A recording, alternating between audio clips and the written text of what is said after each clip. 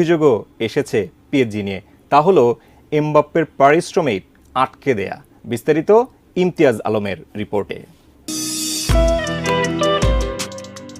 French giant PSG থেকে বিদায় পর্ব আগেই সেরে ফেলেছেন কিলিয়ান এমবাপ্পে। তবে এখনও ঘোষণা আসছিল না তার পরবর্তী গন্তব্য কোথায়। আসলে তাকে কোথায় দেখা যাবে তা নিয়ে যতটা না ধোঁয়াশা ছিল, আবার ঠিক ততটাই পরিষ্কার ছিল যে সান্টিয়াগো বার্নাব্যুতে আসছেন তিনি। যদিও এটি এখন আর রহস্য নয়, ফরাসি তারকা যে রিয়াল মাদ্রিদে যাচ্ছেন সেটি এখন সময়ের অপেক্ষা মাত্র। স্প্যানিশ সংবাদ মাধ্যম মার্কা জানিয়েছিল এমবাপ্পে ১ জুলাই রিয়াল মাদ্রিদে যোগ দেবেন। গেল পরশু রাতে উয়েফা চ্যাম্পিয়ন্স লিগ শিরোপা ঘরে তুলেছে কার্লো আনচেলত্তির শিষ্যরা। এর পরদিনই ক্রীড়া সাংবাদিক ফ্যাব্রিজিও রোমানো বলেছেন এমবাপ্পেকে এখন থেকে রিয়াল মাদ্রিদের খেলোয়াড়ই বলা চলে।